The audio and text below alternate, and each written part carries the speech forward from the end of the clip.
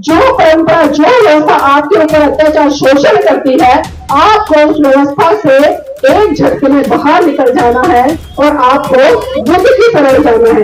लेकिन ये बहुजन समाज की महिलाओं को इतना समझ नहीं आना कि कर्म कांड पूजा पाठ पर खर्च होने वाला पैसा अपने बच्चों की शिक्षा पर लगा दिया। तो आज मैं यहाँ वारंटी से कह रही हूँ कि आने वाले समय में आपके बच्चे इस देश में डॉक्टर बनेंगे, इंजीनियर बनेंगे, जज बनेंगे, वकील बनेंगे, यहाँ तक इस देश के राष्ट्रपति है। प्रधानमंत्री, चाहे वो करवा चौथ का व्रत हो या नवरात्रों के व्रत हो या फिर आपके 16 सोमवार के व्रत हो या फिर कावड़ लाने वाली प्रथाएं हो जो आजकल चली हुई है, इनसे आपका कभी भी भला नहीं होगा। अगर आपका भला होगा या आपके बच्चों का भला होगा, वो होगा शिक्षा से। सरपंच जी कह रहे थे कि अगर कोई महिला शिक्षा लेती है तो वो विधवा हो जाएगी। तो उन्होंने सवाल किया, चलिए मैं शादीशुदा हूँ, मैं मानती हूँ मैं शिक्षा ले रही हूँ, मैं विधवा हो जाऊंगी, लेकिन जो छोटी छोटी बच्चियां पढ़ रही हैं वो शिक्षा ले रही है, तो वो विधवा कैसे हो जाएंगी? आपके जहन में आया है सवाल? मतलब कितना तार्किक सवाल किया कि शादीशुदा हो जाएगी। चलो मैं मान लेती हूँ कि जो छोटी छोटी बच्चियां शिक्षा ग्रहण कर रही है, जिनकी शादी नहीं हुई है, तो वो विधवा कैसे हो जाएगी? तो सबके कान खड़े के खड़े रह गए और सभी छम पड़ गए।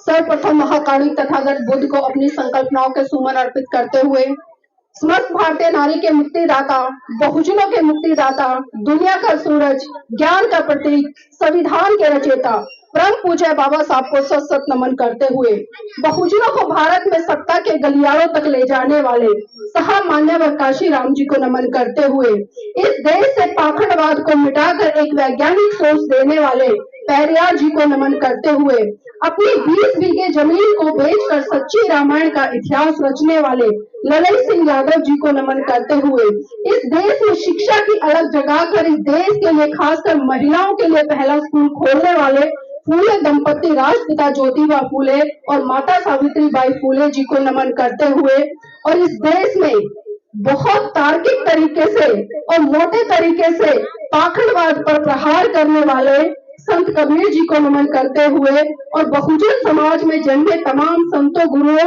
व नायक नायिकाओं को सत सत नमन करते हुए और आज बिहार के इस बक्सर के इस गांव में सबसे पहले मैं आप सभी का तहे दिल से साधुवाद करती हूँ, धन्यवाद करती हूँ, क्योंकि आज अगर महिलाएं यहाँ पर बैठी हैं, हमारी बहन बेटियां बैठी हैं, तो कहीं ना कहीं इसके लिए हमारे महान पुरुषों ने बहुत बड़ा त्याग, समर्पण, बलिदान किया है।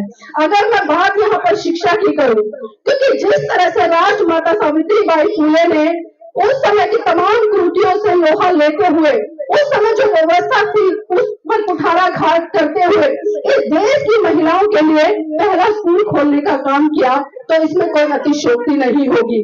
आज हमें स्कूलों में पढ़ाया जाता है कि शिक्षा की देवी कौन, किसको बताते हैं? तरह तरह की लोग बातें करते हैं और कहते हैं कि अगर आज भारत में शिक्षा की कोई देवी है तो वो है सरस्वती।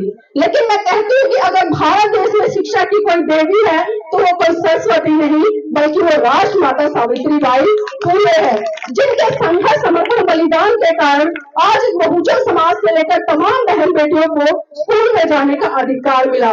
वो समय था जब घर की बहन बेटियों को घर से बाहर निकलने नहीं दिया जाता था, घर की चार दीवारी में उन्हें रखा जाता था, उन्हें घूंघट में रखा जाता था। तमाम इस तरह की परंपराएं थी कि शादी से पहले एक बेटी अपने पिता के अधीन रहे, जब शादी हो जाए और वो अपनी ससुराल चली जाए तो वो पति के अधीन रहे, और जब उसका पति मर जाए तो वो अपने पुत्र के अधीन रहे।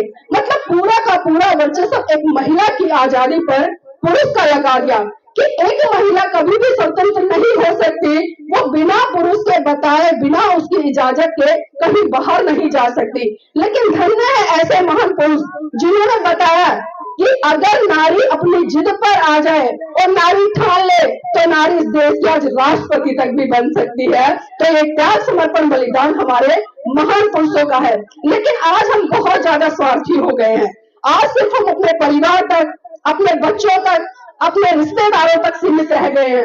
लेकिन जिन महान पुरुषों ने आज हमें ये आजादी भरा जीवन दिया, शायद उसकी हम चर्चा भी नहीं करते, कल्पना भी नहीं करते और कभी इतिहास के पन्नों में जाकर नहीं देखते कि अगर ये नायक नायिकाएं नहीं होते तो इस भारत देश के बहुजन समाज के तबके की स्थिति क्या होती। क्योंकि मेरी बहनों, आपको बता दूं, आजादी से पहले इस भारत देश में तरह तरह की प्रथाएं थी और वो प्रथाएं किस तरह से काम कर रही थी। आप सबने सती प्रथा सुनी होगी। जब एक महिला का पति मर जाता था तो उस महिला को जिंदा जला दिया जाता था। सुनी है प्रथा?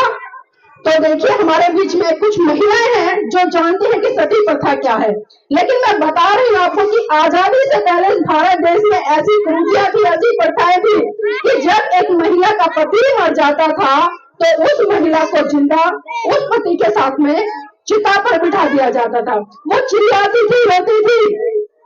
और आप सोचिए, हम जब खाना बनाते कई बार रोटी की भाप लग जाती है तो कितनी तेज हमें आग लगती है ना, जलन हाथों में। तो सोचिए उस समय जब एक पति मर गया और उसकी पत्नी को जिंदा बैठाया जा रहा है तो उस पर क्या बीतती होगी। लेकिन हम कभी सोचते नहीं है, कभी इतिहास में इस तरह का प्रकरण आपने नहीं देखा होगा कि जब एक महिला मरी हो और उसके पति को जिंदा जलाया गया हो। कभी देखा है आपने? नहीं देखा शायद, क्योंकि हम अक्सर जाकर कभी चर्चा ही नहीं करते। खुद की अगर पत्थर पूजने से ही भगवान मिल जाते तो मैं तो पहाड़ का पहाड़ पूज लेता। लेकिन ना तो इस बहुजन समाज के लोगों ने समझा, ना ही मेरी बहन बेटियों ने समझा। आज वो कहीं ना कहीं पत्थरों की पूजा में उलझी हुई है, उन्हीं पर अपना पैसा बर्बाद कर रही है, जो आपको लगातार गुलामी की तरफ धकेल रहा है। खुलकर इन पर विचार ही नहीं करते कि दूसरों ने कहा और हमने वैसा मान लिया। लेकिन मैं ये भी कहना चाहूंगी कि जब तक आप सही रूप में शिक्षा की देवी माता सावित्रीबाई फुले के त्याग, समर्पण, बलिदान को नहीं पढ़ेंगे, नहीं समझेंगे, अपने घर की बहन बेटियों को नहीं बताएंगे, तब तक हमारा जीवन पशुओं की भांति रहेगा। और शिक्षा पर एक महान कवि ने कहा है कि एशियन विद्या न तपो न दानम, एशियन विद्या न तपो न दानम, ज्ञान न शीलम, गुणो न धर्मम, ते मृत्यु लोके भूमि भार भूता, मनुष्य रूपेण मृगा चरंती। अर्थात आज जिसके पास विद्या नहीं है, जिसके पास तप नहीं है, जो दान नहीं करते, जिनका चाल चलन अच्छा नहीं है, जो चरित्रवान नहीं है, वो इस पृथ्वी पर घूमते तो हैं लेकिन पशुओं की भांति मनुष्य के रूप में विचरण करते हैं। अब आप खुद सहन कीजिए कि आपको पशुओं की भांति इस पृथ्वी पर घूमना है या आपको शील सदाचरण ग्रहण करके, शिक्षा ग्रहण करके, दान पारमिता का महत्व समझते हुए उससे आगे बढ़ना है। आज हमें अच्छे से अच्छा खाने को मिल रहा है, अच्छे से अच्छा पहनने को मिल रहा है, आज हमारे बच्चों को अच्छे स्कूल मिल रहे हैं पढ़ने के लिए। लेकिन सोचिए उस समय जिस समय कोई सुख सुविधाएं नहीं थी, तमाम पाखंडवादी लोग, तमाम ब्राह्मणवादी व्यवस्था के लोग आपके पीछे हाथ धोकर पड़े थे। वो नहीं चाहते थे कि भारत देश की महिलाएं पढ़े या इस देश की महिलाएं घर की चार दीवारी से बाहर निकलकर पुरुषों के बराबर आए। क्योंकि जब आप शिक्षित होंगे तो क्या होगा, आप सवाल करना सीखेंगे, और जब सवाल करेंगे तो उन ब्राह्मणवादी व्यवस्था की जो दुकानें चल रही है लोगों की, वो दुकानें बंद हो जाएंगी। हम कभी सोचते भी नहीं है, मैं बार बार सोचने वाली बात कह रही हूँ, क्योंकि सारी चीजों की उत्पत्ति हमारे मन से होती है।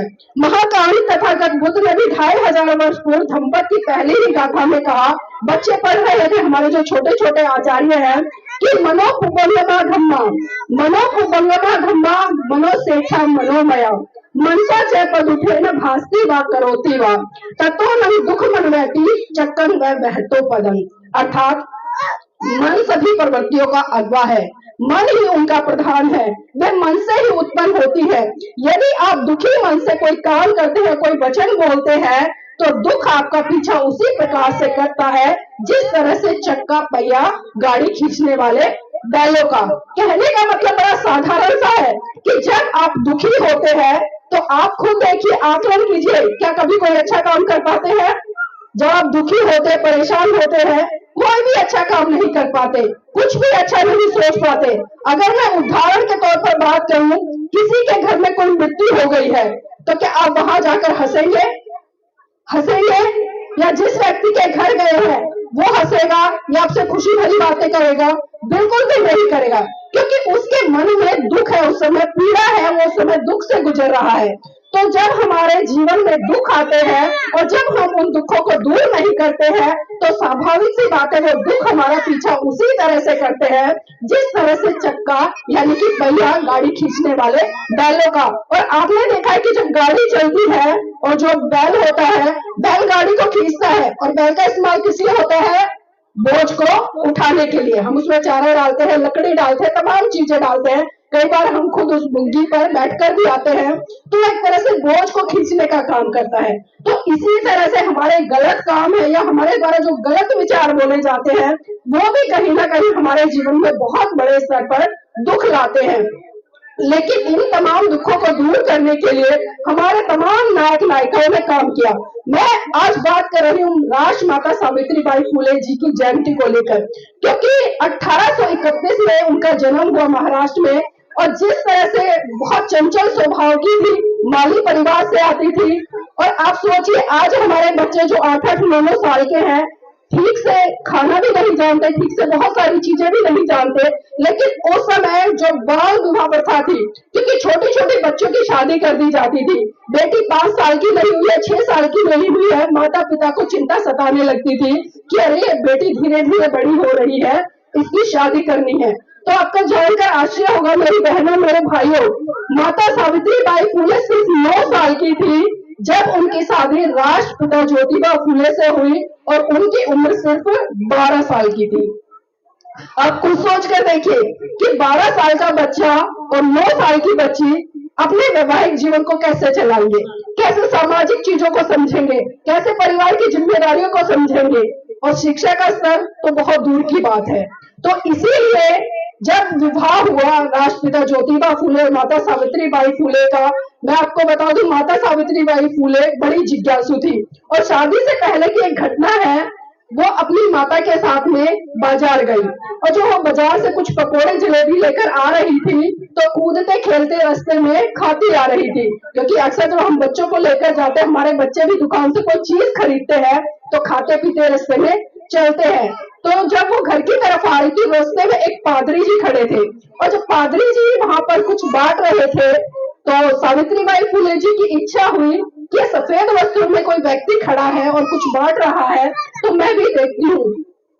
तो पादरी जी ने माता सावित्रीबाई फुले को पास बुलाया और उनसे कहा कि बेटे, कभी भी चलते फिरते आपको खाना नहीं खाना है, क्योंकि कई बार होता है हमारे गले में अटक जाता है या हम गिर जाते हैं ठोकर लगकर, तो घटना घट सकती है कोई, तो इसलिए आप घर लेकर जाए और इसको आराम से खाए। और जो पादरी थे, उन्होंने अपने थैले में से बिस्किट का पैकेट निकाला और एक पुस्तक सावित्रीबाई फुले को दे दी, और सावित्रीबाई फुले सारे सामान को अपनी झोली में लेकर दौड़े दौड़े घर चली गई। और ये घटना कोई ब्राह्मणवादी व्यवस्था का व्यक्ति देख रहा था, और जैसे ही सावित्रीबाई फुले अपने घर पहुंची, तो उनकी माताजी आग बबूला हो गई। बच्ची नहीं जानती थी कि क्या कारण है कि माताजी इतना क्रोध कर रही हैं, तो उन्होंने कहा, ए सावित्री, इधर आ, ये बिस्किट का पैकेट किसने दिया तुझे, ये किताब कहाँ से लाई? छोटी सी बच्ची क्या समझ पाती। उसने बताया कि रास्ते में एक पादरी जी खड़े थे सफेद वस्त्रों में, और मैं खाना खाते आ रही थी। तो उन्होंने जिस तरह से बताया, पूरी घटनाक्रम उनके सामने रख दी। तो उन्होंने कहा कि माताजी, उन्होंने तो मुझे बिस्किट ही दिया है और पुस्तक दी है।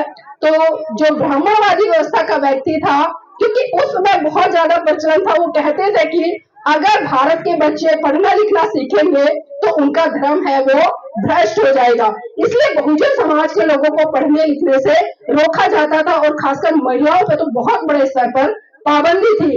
लेकिन सावित्रीबाई फुले बड़ी जिज्ञासु थी। उस समय उन्होंने सारा सामान तो साइड में रख दिया, माँ की डांट भी सुन ली, लेकिन उसके बाद में चुपके से उन्होंने किताब निकाली, और उस किताब के एक के बाद एक पन्ने पलटकर वो देखने लगी। अनपढ़ थी, समझ में कुछ आता नहीं था, लेकिन फिर भी जिज्ञासा थी। कुछ चित्र उसमें बने थे, उन चित्रों को बहुत ज्यादा प्रयास किया उन्होंने समझने का, लेकिन वो समझ नहीं पाई। और उनके जहन में एकाएक बात आई कि अगर मैं पढ़ी लिखी होती तो मैं समझ जाती कि इस पुस्तक के अंदर क्या लिखा है, क्या उससे मेरा भला हो सकता है, या जो अन्य लोग कह रहे हैं कि धर्म भ्रष्ट हो जाएगा इन पादरियों की पुस्तक पढ़ने से, तो क्या ऐसा सच में होगा, मैं पढ़कर तो देखती। मतलब बहुत सारे सवाल उस छोटी सी बच्ची के मन में उत्पन्न हुए। फिर उसके बाद में और भी इसी तरह से तमाम घटनाएं घटती रही, और जो माता सावित्रीबाई फुले है, उनके पिता थे, बहुत ही क्रांतिकारी विचारों के थे, सामाजिक गतिविधियों में बहुत ज्यादा सम्मिलित रहते थे और काफी संपन्न भी थे।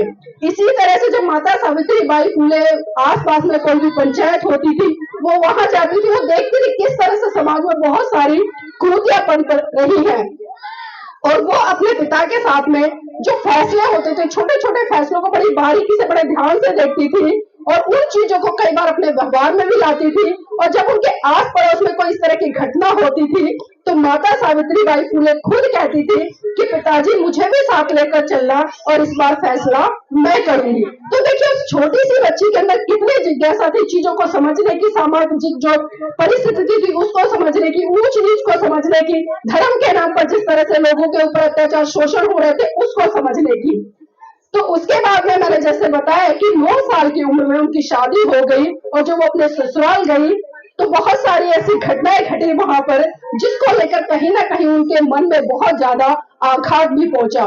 और जब राष्ट्रपिता ज्योतिबा फुले क्योंकि काफी जागरूक थे और काफी चिंतित भी थे, खासकर इस देश की जो महिलाएं थी उस समय उनकी जो स्थिति थी, जिस तरह से उनके ऊपर पाखंडवाद, आडम्बरवाद, धर्म का कर्मकांड, इनका बहुत ज्यादा प्रचलन था कि छोटी छोटी चीजों को लेकर महिलाओं को डरा दिया जाता था कि आप उसकी पूजा नहीं करेंगी तो आपके बच्चे को ये हो जाएगा, आप ये नहीं करेंगी तो ये हो जाएगा, आप किसी के सामने आएंगी तो ये हो जाएगा। मतलब पूरी तरह से महिलाओं को गुलाम बनाने का काम आजादी से पहले किया जाता था। और इसी चीज को राष्ट्रपिता ज्योतिबा फुले ने समझा और उन्होंने निर्णय लिया कि सबसे पहले मैं अपनी जीवन साथी यानी कि जो उनकी पत्नी थी सावित्री बाई फुले उनको पढ़ाऊंगा और उनके माध्यम से मैं इस देश की छोटी छोटी बच्चियों के लिए स्कूलों की स्थापना करूंगा। और उसी का नतीजा रहा कि राष्ट्रपिता ज्योतिबा फुले जब खेत में काम करते थे, क्योंकि घर में तो वो माहौल था नहीं कि वो उन्हें पढ़ा सके, क्योंकि बहुत सारी पाबंदियां थी। जब राष्ट्रपिता ज्योतिबा फुले खेत में काम करते थे तो माता सावित्री बाई फुले दोपहर में उनके लिए खाना लेकर जाती थी। और जब वो खाना लेकर जाती थी तो पहले दोनों साथ में बैठकर खाना खाते थे और उसके बाद राष्ट्रपिता ज्योतिबा फुले पेड़ की डंडी तोड़कर उनको रेत पर पढ़ाने का काम किया करते थे। तो सोचिए उस समय जिस बच्ची के अंदर जिज्ञासा थी और राष्ट्रपिता ज्योतिबा फुले के अंदर ये जिज्ञासा थी कि पहले मैं सावित्री बाई फुले को पढ़ाऊं और जब वो पढ़ लिख जाएंगी तो फिर हम बहुत सारे स्कूल खोलेंगे। तो उन्होंने ऐसे धीरे धीरे करके सावित्री बाई फुले को पढ़ना लिखना सिखाया और जब वो पढ़ लिख गई तो उन्होंने एक प्रस्ताव रखा अपने घर में कि अब हम बच्चियों के लिए स्कूल खोलेंगे। उससे पहले ही जब माता सावित्री बाई फुले शिक्षा ले रही थी तो पूरे गांव में चर्चा का विषय बन गई। पूरे के जो ब्राह्मणवादी व्यवस्था के लोग थे वो तिलमिला गए कि अरे हमारे धर्म ग्रंथों का अपमान हो रहा है, क्योंकि जो हमारे धर्म ग्रंथ है वो महिला को शिक्षा का अधिकार नहीं देते और अगर कोई जो महिला है शिक्षा लेगी तो उसका पति मर जाएगा यानी कि वो विधवा हो जाएगी। और इसी चीज को लेकर चारों तरफ हलचल मच गई और जो पुणे में एक बहुत बड़ी पंचायत हुई, उस पंचायत में जो ज्योतिबा फुले जी है उनके पिताजी को भी बुलाया गया और सभा ने एक निर्णय लिया कि चाहे तो ज्योतिबा फुले जी के पिता दोनों जो जीवन साथी है फुले दंपति उनको घर से बाहर निकाले या फिर उनकी शिक्षा पर रोक लगाए। तो जब पंचायत हुई तो वहां पर माता सावित्री बाई फुले भी पहुंची और जब वो वहां पर पहुंची तो जो ब्राह्मणवादी व्यवस्था के लोग थे वो और ज्यादा तेल मिला गए कि हमारी पंचायत में एक महिला आई है और वो भी वो महिला जो शिक्षा ले रही है। तो मतलब बहुत सारे सवाल उठे। तो वहां पर जब लोगों ने फरमान सुनाया जो पंच थे कि आप इस गांव से बाहर निकल जाइए, तो माता सावित्री बाई फुले हिम्मत जुटाती है और वो कहती है कि जब फैसला मेरे निर्णय में हो रहा है तो मुझे भी अपनी बात रखने का अधिकार है। ये नहीं कि आपने यहाँ पर मुझे बुलाया नहीं, मेरे बारे में निर्णय लेना है और आपने फरमान सुना दिया कि आप गांव खाली करके चले जाएं।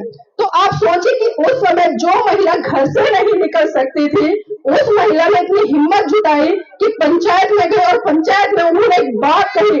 आपको बहुत बड़े ध्यान से सुनिएगा। उन्होंने कहा कि अभी जिस तरह से सरपंच जी कह रहे थे कि अगर कोई महिला शिक्षा लेती है तो वो विधवा हो जाएगी, तो उन्होंने सवाल किया चलिए मैं शादीशुदा हूँ, मैं मानती हूँ, मैं शिक्षा ले रही हूँ, मैं विधवा हो जाऊंगी, लेकिन जो छोटी छोटी बच्चियां पढ़ रही हैं वो शिक्षा ले रही है तो वो विधवा कैसे हो जाएंगी? आपके जहन में आया ये सवाल? मतलब कितना तार्किक सवाल किया कि शादीशुदा हो जाएगी, चलो मैं मान लेती हूँ कि जो छोटी छोटी बच्चे शिक्षा ग्रहण कर रही है जिनकी शादी नहीं हुई है तो वो विवाह कैसे हो जाएगी। तो सबके कान खड़े के खड़े रह गए और सभी छम पड़ गए। राष्ट्रपिता ज्योतिबा फूले जी इस बात से बड़े खुश हुए कि मेरी जो पत्नी है वो बड़ी तार्किक है, वो समझदार है। उन्होंने सभा का निर्णय तो लिया, लेकिन जो उनके पिता थे बहुत क्रोधित हो गए इस चीज से, क्योंकि किसी महिला को पंचायत में बोलने का अधिकार नहीं था। जब वो घर लौटे तो पूरा का पूरा फरमान राष्ट्रपिता ज्योतिबा फूले और माता सावित्री फूले के खिलाफ उनके पिताजी ने सुना दिया और उनको घर से बाहर निकाल दिया। वो घर से बाहर निकले और फातिमा शेख नाम की मुस्लिम समुदाय से आने वाली एक महिला थी, उन्होंने राष्ट्रपिता ज्योतिबा फूले और माता सावित्री बाई फूले को अपने घर में शरण दी। और जब इसी तरह से, क्योंकि आप देख रहे हैं कि आपके यहाँ पर भी विश्व शांति निवारण स्कूल है, उसका संचालन हो रहा है, इसी तरह का स्कूल उन्होंने भी बनाया। और जब उन्होंने स्कूल बनाया तो उसमें पहले 1 बच्ची, 2 बच्ची, 3 बच्ची, इस तरह से करते करते बहुत सारी बच्चियां आने लगी। और जब माता सावित्री बाई फूले घर से निकलकर उन बच्चों को पढ़ाने जाया करती, तो जो उस समय जो लोग थे जो नहीं चाहते थे कि बेटियों को शिक्षा मिले, वो माता सावित्री बाई फूले के ऊपर गोबर फेंकते थे, कीचड़ फेंकते थे। इन चीजों से बहुत ज्यादा परेशान माता सावित्री बाई फूले हुई। अब आप खुद सोचिए कि अगर आप किसी गली से निकल रहे हैं, आप कहीं जा रहे हैं और आपके ऊपर कोई कीचड़ गोबर फेंक दे, 1 दिन फेंके, 2 दिन फेंके, 3 दिन फेंके, क्या चौथे दिन आप जाओगे? जाओगे? नहीं जाओगे, क्योंकि आप वहां से निकलना बंद कर दोगे और जो हमारा हिम्मत है वो भी कहीं ना कहीं टूटती है, क्योंकि हमें लगातार अपमान सहना पड़ रहा है। और ऐसा नहीं है कि माता सावित्री बाई फूले को पीड़ा नहीं होती थी, उन्हें एहसास नहीं होता था, उन्हें भी बहुत पीड़ा होती थी। और वो जब लौट कर खाना आती थी तो वो कई बार रोकर उनकी आंखों में आंसू भी आ जाते थे। वो राष्ट्रपिता से कहती थी कि साहब, जब मैं गली से निकल कर जाती हूँ तो लोग मुझ पर कीचड़ फेंकते, पत्थर मारते हैं, यहाँ तक कि मुझे गंदी गंदी गालियां भी देते हैं। तो राष्ट्रपिता ज्योतिबा फूले उन्हें समझाते थे कि इसी चीज से तो आपको आगे बढ़ना, इसी चीज से तो आपको ऊपर उठना है, क्योंकि वो लोग चाहते हैं कि आप किसी तरह से इस देश की बेटी को पढ़ाने का काम ना करें और आप हार कर, थक कर, अपमानित होकर घर बैठ जाए। आपको इससे ऊपर उठना है और आप जो काम कर रही हैं, देखिए एक समय आएगा कि इस देश में आपकी जय जयकार होगी और लोग आपके काम को समझेंगे। तो इस चीज को फिर से उन्होंने अपने जीवन में मनोसात किया और वो अगले दिन फिर गई और ज्योतिबा फूले जी ने घर से निकलने से पहले उन्हें कहा कि सावित्री, अपने बैग में एक साड़ी रखकर ले जाओ, जो कीचड़ में तुम्हारी साड़ी धस जाएगी, वो कीचड़ फेंकेंगे, गोबर फेंकेंगे, आप स्कूल में जाकर ये साड़ी बदल लेना और जब उधर से फिर से दोबारा से उस साड़ी को जो कीचड़ से धसी हुई है उसको पहनकर आ जाना। ऐसे तुम्हारे कपड़े भी बच जाएंगे और तुम्हें कहीं ना कहीं एक सुरक्षा का अभाव भी होगा। तो बहुत सारी चीजें उस समय घटी, लेकिन हम इन चीजों को समझते ही नहीं है, क्योंकि आज हमें अच्छे से अच्छा खाने को मिल रहा है, अच्छे से अच्छा पहनने को मिल रहा है, आज हमारे बच्चों को अच्छे स्कूल मिल रहे हैं पढ़ने के लिए। लेकिन सोचिए उस समय, जिस समय कोई सुख सुविधाएं नहीं थी, तमाम पाखंडवादी लोग, तमाम ब्राह्मणवादी व्यवस्था के लोग आपके पीछे हाथ धोकर पड़े थे। वो नहीं चाहते थे कि भारत देश की महिलाएं पढ़े या देश की महिलाएं घर की चारदीवारी से बाहर निकलकर पुरुषों के बराबर आए, क्योंकि जब आप शिक्षित होंगे तो क्या होगा, आप सवाल करना सीखेंगे और जब सवाल करेंगे तो उन ब्राह्मणवादी व्यवस्था की जो दुकानें चल रही है लोगों की, वो दुकानें बंद हो जाएंगी। क्योंकि उस समय तमाम प्रथाएं थी, जैसे घूंघट प्रथा हो या फिर सती प्रथा हो या जिस तरह से बाल विवाह हो, क्योंकि छोटी छोटी बच्चियों के भी विवाह कर दिए जाते थे और जब वो बच्ची का पति मर जाता था, जिंदा भी जलाया जाता था। लेकिन कई बार ऐसा होता था कि कुछ लोग जब विरोध करने लगे तो उसके बाद में महिलाओं को दूसरा विवाह करने का अधिकार नहीं था, और वो अगर गर्भवती है तो उसको बहुत गलत तरीके से समाज के लोग देखते थे। तो इसी चीज को मद्देनजर रखते हुए माता सावित्री बाई फूले और राष्ट्रपिता ज्योतिबा फूले ने कई अनाथ आश्रम खोले, कई बाल गृह खोले, जिसमें की जो विधवा महिलाएं होती थी, उनके जो बच्चे होते थे तो उनको वो पालने पोसने का काम करते थे, अपने आश्रम में रखते थे। और कोई भी महिला जिसको घर से निकाल दिया गया, उस समय दंसी प्रथा भी थी, बहुत सारी ऐसी कुरीतियां थी, तो उन सबको वो अपने आश्रम में रखते थे और उनका पालन पोषण करते थे। एक बार की घटना है, एक महिला थी, ब्राह्मण महिला, काशीबाई उसका नाम था। वो उसका पति मर गया था, लेकिन उसके बाद जो गांव के आस पड़ोस के उन्हीं के परिवार के लोगों ने उसके साथ में गलत काम किया, जिससे कि वो महिला गर्भवती हो गई। और जब उसे पता चला कि मैं गर्भवती हो गई हूँ, तो वो पास में एक नदी थी, उसमें जा रही थी मरने के लिए, कूदने के लिए। और ज्योतिबा फूले वहां से गुजर रहे थे, उन्होंने देखा कि कोई महिला नदी के पास खड़ी है, रो रही है और बहुत पीड़ा में है। तो ज्योतिबा फूले जी उसके पास गए, उन्होंने उसकी बात को सुना कि बहन क्या बात है, क्यों रो रही, क्यों इतना बिलबिला रही, क्यों इतनी पीड़ा में हो।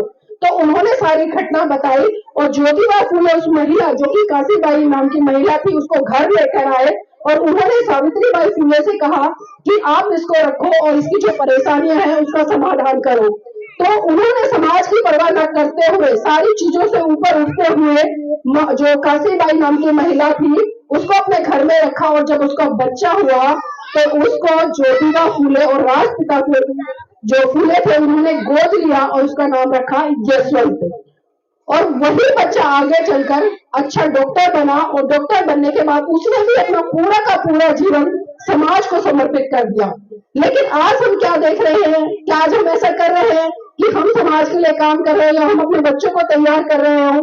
मैं धन्यवाद देती हूँ आदरणीय आचार्य सतेंद्र बोस जी का, क्योंकि उन्होंने यहाँ पर जो धम्पर संघ है उसके माध्यम से जो विश्व शांति निवारण स्कूल की स्थापना की और एक बीड़ा उठाया कि जो पौध है हमारी उसको बड़ी देकर उसको पेड़ की तरह बड़ा करना है, उस पर अच्छे अच्छे फल आए और ये अपनी संस्कृति से जुड़कर रहे। इसके लिए उन्होंने बहुत अच्छे तरह से काम किया। आपने देखा होगा कि मंच पर बच्चों ने जिस तरह से नमन, त्रिशरण, पंचशील और धूमपद की गाथाओं का वाचन किया, वास्तव में बहुत ही सराहनीय काम है और इस तरह के काम जगह जगह पर होने चाहिए, क्योंकि जब तक हम अपने बच्चों को अपनी संस्कृति से नहीं जोड़ेंगे। अब बहुत सारे लोग कहते हैं कि संस्कृति आखिर क्या है, कुछ संस्कृति का मतलब कुछ समझते हैं, कुछ अलग समझते हैं। लेकिन मैं आपको बता दूं कि जब हम चर्चा करते हैं, क्योंकि संस्कृति हमारा रहन सहन, खाना पीना, हमारा जो पूजा पाठ करने का तरीका या एक दूसरे के प्रति आदर सत्कार करने का तरीका, ये कहीं ना कहीं ये सारी चीजें संस्कृति में आती हैं। तो इसलिए जो अच्छी चीजें हैं हमें उन्हें ग्रहण करना है, अच्छे आचरण को ग्रहण करना है, अच्छी बातों को ग्रहण करना है, तभी हम परिवार में सुख शांति बनाकर रख पाएंगे और एक अच्छे समाज की, वे सभ्य समाज की, वे नैतिक समाज की स्थापना कर पाएंगे। अन्यथा तो आप कुछ भी कहते रहे, कोई फायदा होने वाला नहीं है। तो माता सावित्रीबाई फूले का ये त्याग भरा संघर्ष रहा और उन्होंने बहुत छोटी उम्र में, यानी कि मैं बात करूं कि 1 जनवरी 1848 में भारत में जो महिलाओं के लिए पहला स्कूल खोला पुणे में, और उसके बाद लगातार 3-4 साल के अंदर उन्होंने 18 स्कूल इस भारत देश की महिलाओं को देने का काम किया। ये कोई छोटी बात नहीं है। आज हम भारत देश में उठाकर देखिए आगे कि जो बहुजन समाज से आने वाले लोग हैं या महिलाएं हैं, जो पढ़ी लिखी है, जज है, डॉक्टर है, इंजीनियर है, वकील है, कितने स्कूल उन्होंने खोले। आप आंकड़े उठाकर देखिए, चर्चा कीजिए कि कितने स्कूल उन्होंने खोले। शायद कोई इक्का दुक्का हमें अपवाद के रूप में मिल जाए, लेकिन माता सावित्रीबाई फूले को देखिए कि उस समय जब उनके पास कोई अधिकार नहीं थे, आजाद नहीं था भारत, उस समय उन्होंने 18 स्कूल आप सबको देने का काम किया और उन्हीं का नतीजा रहा कि आज अगर हम मंच पर बोले हैं, आप मेरे सामने रहती है, तो ये हमें समझना चाहिए। इसी कड़ी में चर्चा करना चाहूंगी परम पूज्य बाबा साहब को लेकर भी, क्योंकि जो परम पूज्य बाबा साहब है उनके 3 गुरु रहे। अगर मैं पहले नंबर पर बात करूं महाकारुणिक तथागत बुद्ध, क्योंकि जो बुद्धिज्म है परम पूज्य बाबा साहब ने महाकारुणिक तथागत बुद्ध से लिया। और आप सभी जानते हैं कि 1935 में एवला की धरती पर बाबा साहब ने घोषणा की थी कि मैं हिंदू धर्म में पैदा हुआ, ये मेरे बस की बात नहीं थी, लेकिन मैं हिंदू धर्म में मरूंगा नहीं। और ठीक 21 साल बाद 14 अक्टूबर सन 1956 को नागपुर की पावन धरती पर परम पूज्य बाबा साहब ने अपने लाखों अनुयायियों के साथ में बौद्ध धर्म की दीक्षा ली। तो सोचिए 1935 में घोषणा कर रहे हैं और 1956 में जाकर वो बौद्ध धर्म को ग्रहण कर रहे हैं। मतलब पूरे 21 साल उन्होंने क्या किया, हम सोचते हैं कि क्या किया। 21 साल उन्होंने लगातार धर्म का अध्ययन किया, तमाम धर्म ग्रंथों को पढ़ा, चाहे वो जैन हो, सिख हो, ईसाई हो, हिंदू हो। तो जब मुझे लगा कि इस भारत देश की अगर कोई सबसे सर्वश्रेष्ठ धर्म है जहां पर मेरे लोग सुरक्षित रह सकते हैं, बहन बेटों की रक्षा हो सकती है, सभी समान दृष्टि से एक दूसरे के साथ में उड़ रह सकते हैं, तो उन्होंने बुद्ध की शरण ली और साफ साफ कहा कि ऐ मेरे भारत के लोगों और खासकर मेरे बहुजन समाज से आने वाले लोगों, जो परंपरा जो व्यवस्था आपके ऊपर अत्याचार शोषण करती है, आपको उस व्यवस्था से एक झटके में बाहर निकल जाना है और आपको बुद्ध की शरण जाना है। लेकिन ये बात हम में से कितने लोगों ने समझी? शायद नहीं समझी। कितने लोग हैं यहाँ पर जो बोध है? एक बार हाथ उठाएंगे जो बोध है। कहाँ? चलिए ताली बजा दीजिए उन सभी के लिए अगर ईमानदारी से हाथ उठाया है। अगर ईमानदारी से अपने हाथ उठाए तो वास्तव में आप साधुवाद के पात्र हैं। लेकिन मैं बार बार कहती कि हम मंच सजा लेते हैं, मंचों से बड़े बड़े भाषण दे लेते हैं, हम बाबा साहब की जय जयकार कर लेते हैं और अक्सर एक नारा सुनते हैं कि हम अम्बेडकरवादी हैं, संघर्षों के आदि हैं। लेकिन ना तो हम अम्बेडकरवादी हुए, ना ही संघर्षों के आदि हुए। आज हम सिर्फ चिल्लाने तक सीमित रह गए हैं, क्योंकि अगर सही रूप में हम बाबा साहब का सम्मान करते तो बाबा साहब के दो सपने थे, अभी आदरणीय जी बता रहे थे। वो चाहते थे कि पूरा का पूरा भारत गोद में हो, वो चाहते थे कि बहुजन समाज का जो तबका है वो देश की सत्ता पर राज करे। लेकिन विडंबना है कि आजादी के 77 साल बीत चुके हैं, ना तो हम देश की सत्ता पर काबिज हो पाए और ना ही हम भारत को गोद में लगा पाए। तो बताइए क्या इससे हम अपने आप को कह सकते हैं कि हम इन महान पुरुषों के अनुयायी हैं? क्या मेरी बहनों में यही कहना चाहूंगी कि आपके बीच में एक से बढ़कर एक यहाँ महान विभूतियों की तस्वीरें लगी हुई है। सतगुरु कबीर साहिब जी, जिन्होंने साफ साफ कहा कि पाथर पूजे हरि मिले, पाथर पूजे हरि मिले तो मैं पूजू पहाड़, तासे तो चाखी भली जो पीस खाए संसार। यानी कि अगर पत्थर पूजने से ही भगवान मिल जाते तो मैं तो पहाड़ का पहाड़ पूज लेता। लेकिन ना तो इस बहुजन समाज के लोगों ने समझा, ना ही मेरी बहन बेटियों ने समझा। आज वो कहीं ना कहीं पत्थरों की पूजा में उलझी हुई है, उन्हीं पर अपना पैसा बर्बाद कर रही है, जो आपको लगातार गुलामी की तरफ धकेल रहा है। कितनी महिलाएं आज करवा चौथ का व्रत करती हैं? ईमानदारी से हाथ खड़े करना। कितनी महिलाएं करवा चौथ का व्रत करती हैं? कोई नहीं करता करवा चौथ का व्रत। शायद कुछ और बोलते होंगे आपके यहाँ पे, कुछ और बोलते हैं ना। पता है मुझे पूर्वांचल या इधर बिहार में ये त्योहार बहुत ज्यादा प्रचलन है, जो अगर आप नहीं करती हैं तो बहुत अच्छी बात है, ताली बजा लीजिए खुद के लिए। लेकिन यहाँ पर मुझे पता है शायद छठ पूजा होती है। छठ पूजा होती है ना? कितने लोग करते हैं? हाथ उठाने पर कितनी महिलाएं छठ पूजा जो छठ मैया है उसका व्रत करती है? कोई नहीं करता? पक्का सब करते हैं। देखिए इधर पुरुष बोल रहे हैं कि सब करते हैं और महिलाएं मना कर रही है, तो मतलब आप झूठ बोल रहे हो, झूठ बोल रहे हो ना। और हम बच्चों को सिखाते हैं कि झूठ बोलना पाप है, बोलते हैं वैसे। हम बड़े होकर खुद झूठ बोल रहे हैं, बात है। अच्छा चलिए यह बताइए कितनी बहन बेटियां ऐसी हैं या महिलाएं हैं जो 16 सोमवार के व्रत करती हैं? कोई नहीं करता है। शिव जी का व्रत कौन कौन करता है? कावड़ लेने कौन जाता है? यहाँ पर कावड़ लेने कोई नहीं जाता। बड़े जागरूक लोग हैं इस गांव के, जाते हैं। बच्चे सच बोल रहे हैं, वो कह रहे हैं जाते और महिलाएं मना कर रही है। अब देखिए बच्चों का यहाँ पर सिखाया गया कि सच बोलना, इसलिए बच्चे सच बोल रहे हैं और आप छुपा रहे हैं। मेरी बहनों में आपको बता दूं, चाहे वो करवा चौथ का व्रत हो या नवरात्रों के व्रत हो या फिर आपके 16 सोमवार के व्रत हो या फिर कावड़ लाने वाली प्रथाएं हो जो आजकल चली हुई है, इनसे आपका कभी भी भला नहीं होगा। अगर आपका भला होगा या आपके बच्चों का भला होगा, वो होगा शिक्षा से। क्योंकि बाबा साहब ने साफ साफ कहा कि शिक्षा शेरनी का वो दूध है जो जिसे जितना पिएगा उतना दहाड़ेगा। तो आज अपने बच्चों को शिक्षित करिए, क्योंकि जिस दिन आपके बच्चे शिक्षित हो गए तो वो उन सत्ताधारी लोगों से भी सवाल करना सीख जाएंगे जो आज इन बच्चों की शिक्षा छीन रहे हैं, जो उनके ऊपर अत्याचार शोषण कर रहे हैं, इनके रोजगार छीन रहे हैं। और आज बहन बेटी की खुलेआम जिस तरह से आबरू इज्जत तार हो रही है, तो हमें सबसे पहले शिक्षित होना है और शिक्षित होने के बाद जागरूक भी होना है। क्योंकि बाबा साहब ने कहा कि मैं किसी भी समाज की उन्नति इस बात से आता हूँ कि समाज की महिलाएं कितनी पढ़ी लिखी हैं और कितनी जागरूक है। पढ़े लिखे होने से फायदा नहीं है। आज हमने ऐसे डिग्री होल्डर देखे, अगर मैं सुप्रीम कोर्ट की जज की भी बात करूं, महिला होगी या हाई कोर्ट में हो, तमाम ऐसी महिलाएं हैं जो पाखंडवाद में लिप्त है, तमाम ऐसी महिलाएं जो मानते हैं कि एक व्रत से पतियों की लंबी उम्र हो जाएगी।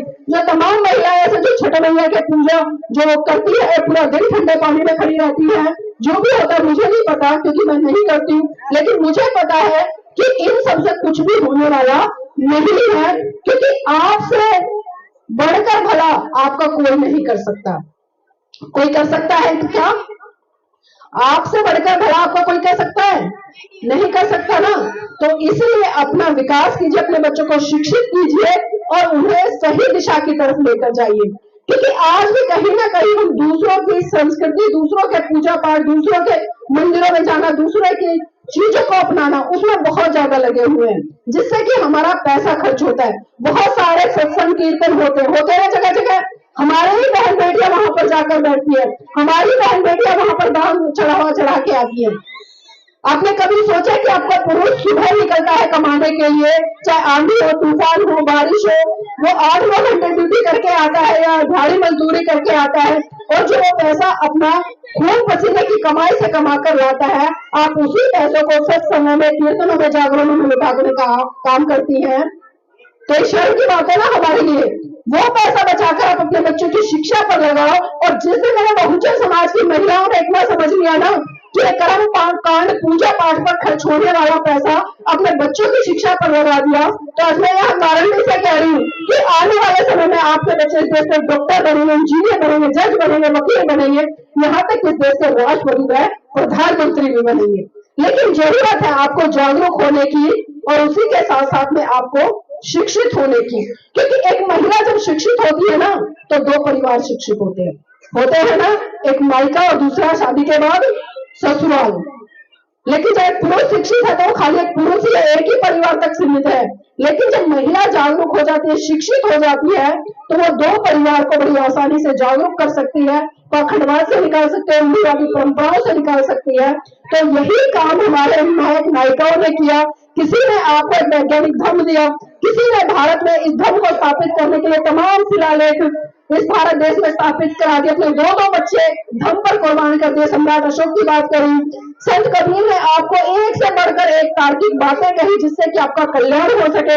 उसके बाद में राष्ट्रपिता ज्योतिबा फूले, माता सावित्रीबाई फूले की तस्वीरें, उन्होंने शिक्षा के क्षेत्र में बहुत बड़े स्तर पर काम किया, बाल विवाह जैसी प्रथा की उन पर रोक लगाई, और जिस तरह से महिलाओं के साथ में जो धर्म के नाम पर भेदभाव होता था, धर्म के नाम पर अत्याचार होता था, उसको रोकने का काम किया। बहुत सारे बाल गृह खोले। उसी कड़ी में बाबा साहब आपको भारत का संविधान देकर, उस संविधान में तमाम हक अधिकार देकर उन्होंने तो आपकी जिंदगी की काया ही पलट दी। और सबसे महत्वपूर्ण, क्योंकि बाबा साहब कहते थे कि संविधान तभी अच्छा हो सकता है जब वो अच्छी मानसिकता वाले लोगों के द्वारा चलेगा, और वो गलत हो सकता है। तो यही चीजें हैं। इसी कड़ी में साहब काशीराम जी, आप सभी जानते कि बहुजन समाज के लोग कभी सत्ता में जाने की नहीं सोच सकते थे। वोट का अधिकार तो बाबा साहब आपको संविधान में दे गए, चुनाव लड़ने का अधिकार बाबा साहब दे गए, और उसको जमीन पर उतारा साहब मानवर काशीराम जी ने। तो मैं बस यही कहना चाहूंगी मेरी बहनों, मेरे भाइयों, समय बहुत ले लिया है मैंने आपका, कि देखना बहुत कुछ है, देखना बहुत कुछ है, देखते रहिए। देखना बहुत कुछ है, देखते रहिए। करना बहुत कुछ है, करते रहिए। समाज आज भी बलिदान मांगता है, पर सच तो यह है मेरे भाइयों, मेरी बहनों, आज आपसे आपकी जान नहीं, आपका ईमान मांगता है, आपका ईमान मांगता है। और मैं धनपत सिंह को बहुत बहुत साधुवाद देती हूँ कि इस कड़ी में उन सबने मुझे आमंत्रित किया, और धनपत सिंह के जो संस्थापक है आदरणीय एडवोकेट साहब जी, मैं उनका भी तहे दिल से साधुवाद करती हूँ, और उम्मीद करती हूँ कि इसी तरह से हम पूरे भारत देश में अपनी बहुजन नायक नायिकाओं को, कारवा को आगे बढ़ाने के लिए इन छोटे छोटे बच्चों को अपनी संस्कृति से जोड़ने का प्रयास करें। और इस मुहिम में बिहार में जो शुरुआत किया आदरणीय आचार्य सत्येंद्र जी ने, उनका भी मैं तहे दिल से बहुत बहुत साधुवाद करती हूँ, धन्यवाद करती हूँ। सभी को जय हिंद, नमो बुद्धाय।